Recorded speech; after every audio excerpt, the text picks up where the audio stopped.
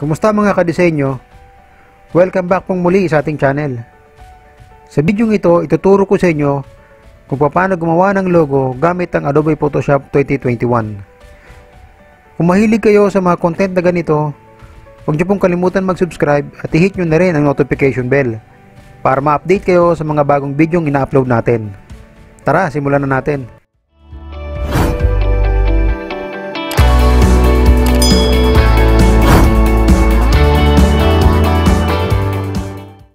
Okay, ngayon po, bubuksan na natin ang Adobe Photoshop katulad po ng usual na ginagawa natin. Double click lang po natin yung icon.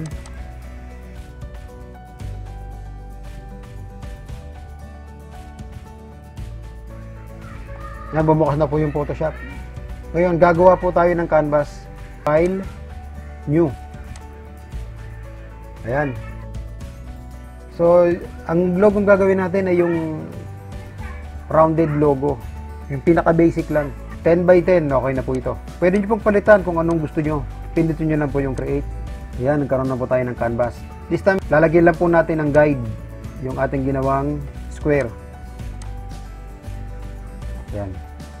Lahat po ng kanto lalagyan lang po natin. Kasi magki-create po tayo ng bilog. Gagawa po tayo ng rounded shape. Yung piliin po natin yung kahit anong kulay, pwede po natin piliin para ma-identify lang po na yung bilog na gagawin natin. So stroke, hindi na po muna natin kailangan ng stroke. Sa magdodraw tayo ng bilog. Ayan. Drag nyo lang po yan. Ayan, 10 by 10, bitaw na po. Na nakakreate na po tayo ng bilog. Ang gagawin po natin, i-duplicate po natin yung bilog na ginawa natin. Yan, drag nyo lang po yan dito. Yung sa plus. Yan, kung napapansin nyo, naging dalawa na yung bilog natin. Kaya para hindi po kayo malito, I suggest, palitan nyo po yung kulay ng isang bilog. Kasi gagawin po natin siyang maliit. Okay, liitan nyo lang po siya. So, i-move natin siya para gumitna. Kaya move tool po gagamitin natin. Ayan, dalawa po yung bilog natin. Okay, dalawa na po. Isang malaki at isang maliit. Dito po sa labas, dito po natin ilalagay yung text natin. I-lock nyo po muna to. Isang sumasama po yan kapag ginagalaw. So, hindi na muna natin gagalawin yan. Gagawa tayo ng guide para po doon sa yung pabilog na text. Ito po yung ellipse tool gagamitin natin. This time, alisin natin yung fill para wala po siyang kulay. Make sure po, dito po tayo naka-check, naka-click po kayo dito sa ilalim sa puti. Kasi hindi po mapapalitan yung kapag naka-click po kasi iba. So, alisin po natin yung, ayan. Wala na lang po siyang, wala siyang kulay. Okay, gagawa po tayo uli ng isa pang guide para po doon sa text naman natin.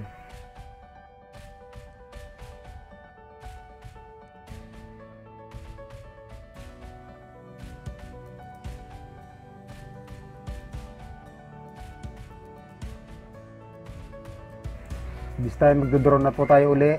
Idodraw na natin yung guide sa text. Ayan. Ito na po yung ginawa nating bilog. So, kung mapapansin nyo, nasa ilalim po siya. So, iaangat lang po natin siya doon. I-drag nyo lang po yun sa ibabaw. Para pag nag-type kayo ng text, ay makikita nyo agad. Okay, gagawa na tayo ng text. Pindutin nyo lang po yung letter T sa keyboard. O kaya ito po yun, yung nag-highlight na po siya. Gagawa na po tayo ng text. Kunyari, Ifugao Rice Production. Gusto ko natin palitan yung font, yung mas bold pa siya. So, sa akin, impact na lang. Impact. Yan. Yan. Isi-center lang po natin. Nakikita nyo po itong maliit na bilog na yan.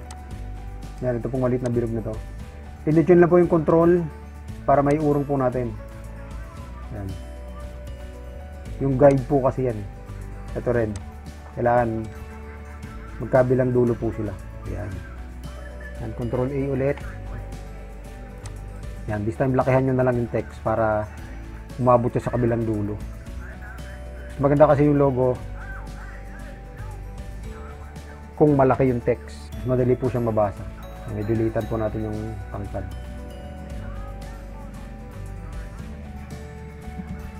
Yan. Pag satisfied na po kayo, enter lang. Ayan, Ifugao Rice Production. This time gagawa tayo uli ng text yung sa ilalim naman. Yung sa ilalim. So dito po yun. Yan. Yung sa ilalim naman po ito. Pansin nyo, dumoble yung text. Yung sa lumang Photoshop, cursor lang po yung lalabas dyan. Pero ito pong Adobe Photoshop 2021, naglalagay po siya ng parang example na text. Pinito nyo lang po yung delete, mawawala na po yun. Lagyan natin ng, kunyari, since 1914. Kunyari, matagal na yung logo na ginagawa natin. Kahit ano, pwede nyo pong ilagay, kayo po. Example lang naman po ito. Katulad po kanina, si center lang po natin. Kailangan kasi naka-center po siya para yan. Yung mga endpoint na to, dapat magkatapat po sila para madali po natin may center. Spacebar lang po para bumaba siya.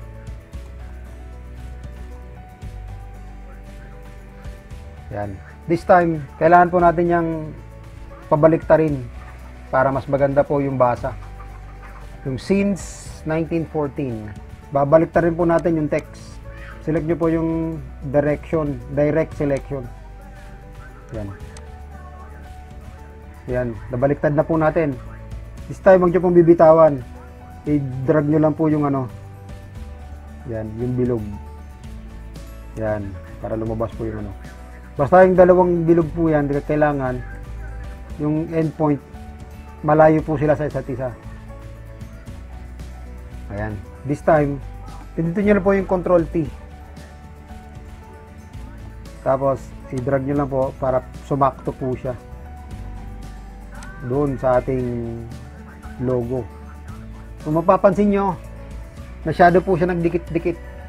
So, ang gagawin po natin, paglalayo-layuin natin siya. Dito lang po yun. Dito. Yan. Masyado po siya nagdikit-dikit. Masyado pong malaki. Litan na lang po natin siya.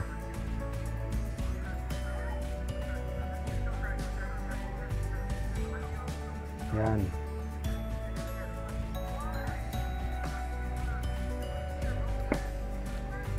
Tapos yung dito po. Masyado siyang dikit-dikit eh. Yan. Pag satisfied na kayo, drag nyo lang po sa ibaba.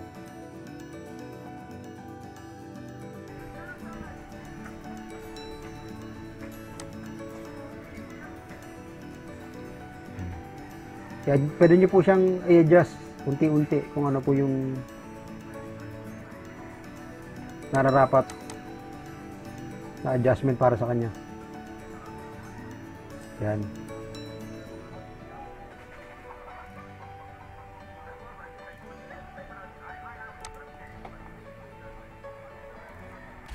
Pindutin nyo na po yung Control T.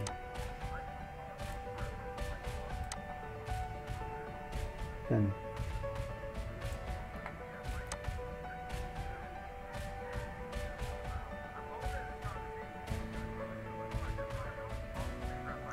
Yan, transform lang po yun, tapos ibinabalansi ko lang po.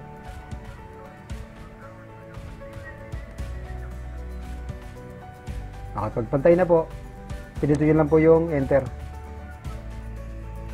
Yan, tingnan nga po natin, maglagay po tayo ng guide dito kung pantay po yung magkabilang dulo ng una natin. So hindi po siya pantay.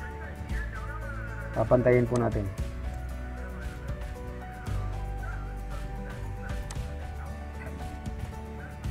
Ayan, pantay na po.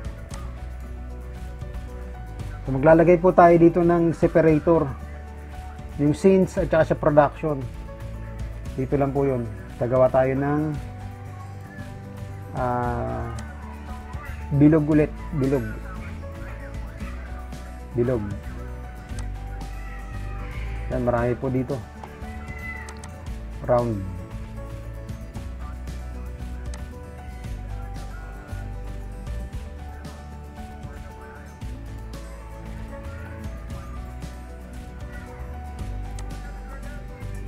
Yan, nakagawa na tayo ng bilog. So this time, makikita nyo, wala po siyang kulay. Pwede nyo po yung lagyan. Pindutin nyo po yung P. Right click nyo lang po. Tapos make selection. Okay nyo lang po yan. Tapos pumunta po kayo dito sa baba. Click nyo po yung pinaka background natin. Tapos gumawa ko yung Control C, Control V. Ayan. Kagawa po tayo ng bilog. Tapos i-drag nyo lang po sa paibabaw. Gagawin din natin siyang itim. Ayan. Gawin po natin itim. Ayan. Color overlay lang po yun. Ito po sa add layer style. Ayan.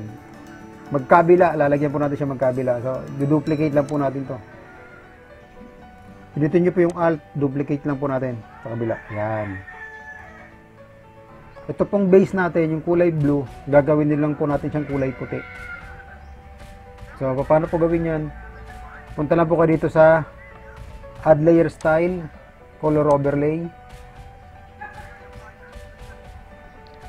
Yan. Kuhin po natin siyang kulay puti. Brush nyo na po yung okay. Kung napansin nyo, parang nawala kasi yung background natin puti rin. So, dito natin gagamitin yung stroke. Lalagyan po natin siya ng stroke. Dito nyo lang po ng stroke. So, dito tayo sa stroke. Yan. Yung stroke puti, gagawin natin yung itim. Yan. So, lalakihan natin ng konti yung size. Para mas maganda gawin nyo lang inside. Ayun. Para sa loob yung dagdag nyo. Kakapalan natin ng konti. Yan. Tapos, pag satisfy na kayo, pindutin nyo lang po yung okay. Ganun din dun sa dito sa kulay yellow kanina. Gagawin din natin tong kulay puti. Alisin na natin. Kanina nilock natin yan. Alisin natin. I-unlock po natin para ma-edit natin siya. Nawala na po yung lock. Ito yon. Kung ayaw yung magalaw, yung isang layer, ilalock nyo. Ayan, kung gusto nyo ba siyang galawin, i-unlock nyo lang po siya. Ayun, kung ano po yung ginawa natin dito sa unang layer natin, pwede natin tong i-copy lang kasi ganun naman yung gagawin natin. Sa right click nyo lang po yan, tapos marami pong option na pili ko yung gawin dito. This time, copy layer style. Tapos i-click nyo po itong dilaw. Yan, ito pong dilaw. Right click po ulit dito, then paste layer style. Ayan, naging puti na po siya. Halos pati stroke, copy niya po yun. Ayan. This time, para hindi kayo, kung medyo nalilito kayo dito sa guide, pwede nyo na pong burahin yan. I-hide lang po yan dito sa view. Tapos, dito po sa clear canvas guide. Yan, mawawala po yun. Para minsan, nakakalito po yun eh. This time, maglalagay na tayo ng image. Dito sa gitna tayo maglalagay naman. Yung image na gagamitin natin, isinave ko sa desktop nitong PC natin. So kung saan po nakasave yung image na gagamitin nyo, file, open, desktop, yan dito po sa logo. Ito po yun. I-import natin tong dalawang to. Yan. Select nyo lang po yung parehas. Yan po ilalagay natin.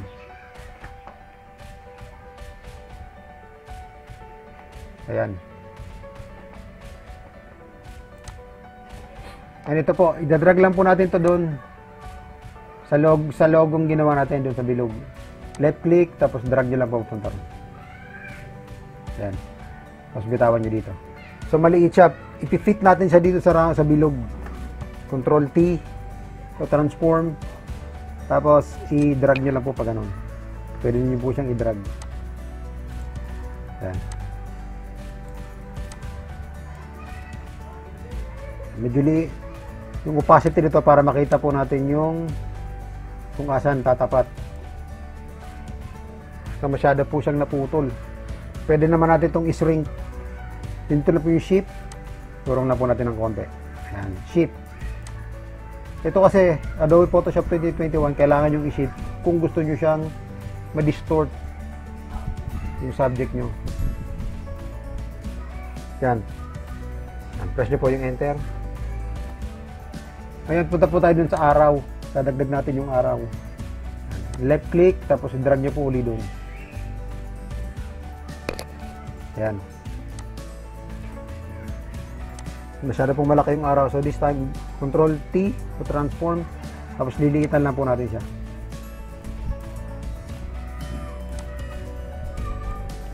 Doon po natin siya ilalagay sa dulo. Yan, enter. Satisfy na kayo, lagi lang pong enter para ma-execute yung gusto nyo. Yan. This time, piliin po natin to. So nakita nyo, lagpas po siya dun sa bilog.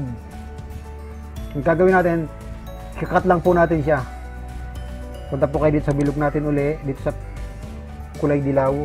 Dito nyo po yung magic. Yan. Piliin mo yung magic wand. Yung ellipse tool, para ma-edit nyo po yan, kailangan nyo po siyang i-rasterize. I-rasterize nyo para ma-edit nyo po siya. Kasi kanina hindi po gumagalaw yan. Hindi po kayang i-edit yan pag ganyan. So, i-rasterize po natin. Para ma-rasterize po yan, right click, yan, rasterize layer. Yan. Tapos balik po kayo doon sa magic wand. Ayan, pwede na po siya. I-select nyo na, i-click nyo lang po doon sa puti yung magic wand sa labas. Ayan. Nakita nyo, nagkaroon po siya ng selection. Gagawin po natin, i-delete po natin yan. Yung nasa labas na yan. Pwede kayong gumamit ng yan. I-delete po natin. Bumalik po kayo doon sa image. Ito, sa image. Yan. Dapat naka-highlight po yung image na yan. Tapos pindutin nyo po yung delete. Yan. Tingnan na delete na siya. Tapos, para mawala po yan, punta kayo sa select, deselect. Yan, nawala na po yung highlight. Yan, di ba, makikita nyo medyo malabo kanina kasi binabaan natin yung opacity niya. Gawin po natin 100 ulit. Ayan. Medyo liliitan po natin kasi hindi po siya nakita. Control T po para maliitan yung image na nilagay nyo. Control T, drag nyo lang po konti para makita po. Sumakto siya dun sa kulay puti. Medyo lakihan po natin ng konti. Scroll lang po natin yung konting ito para hindi siya puti. Alt. Yan. Tapos i-brush nyo lang po ganun. Yan.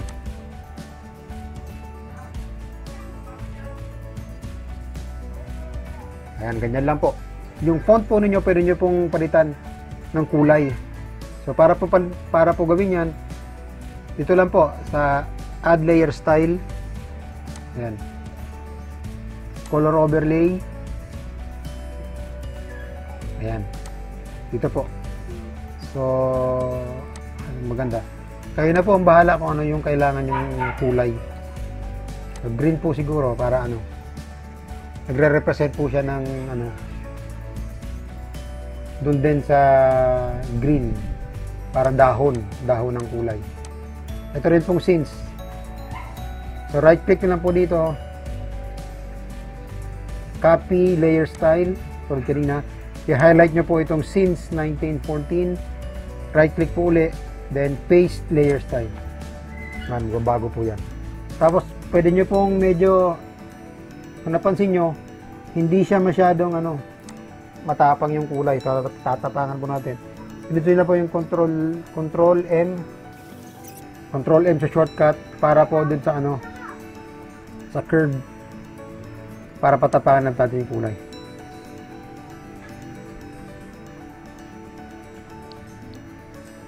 Ayan. Dagyan na po baba. Tatapang po yung kulay niya. Ayan, kung satisfied na po kayo, press nyo lang po yung okay. Ayan, sumpuan natin. Kung mapapasin nyo, yung araw, parang hindi siya realistic. Iangat po natin yung araw. So, select nyo lang po ito. Ang gagawin po natin yung pen tool. ise-select po natin itong green na to. Ayan.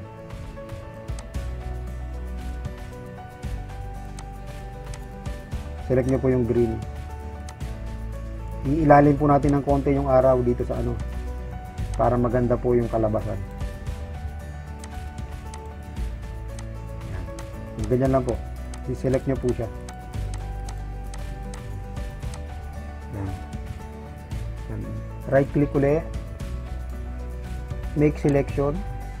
Yan, 0, okay na po yan. Okay nyo lang. This time, pinutin nyo po yung Control C at Control V para mag-copy po. Tama napasin nyo, nag-copy po yan. So, ito, iibaba po natin yung kinopy natin doon sa araw. Yan. Tapos ibababa natin yung araw. Move tool, bababa po natin yung araw para matago po siya. Yan. Yung mga sumasobra-sobra po, di-delete na lang po natin. Ito pong eraser tool na magagamitin natin.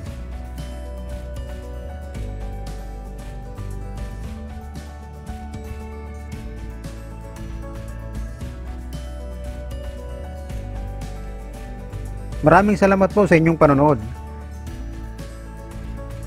Kung nagustuhan nyo po ang video natin, huwag nyo pong kalimutan mag-subscribe at i-hit nyo na rin ang notification bell para ma-update kayo sa mga bagong video ina-upload natin.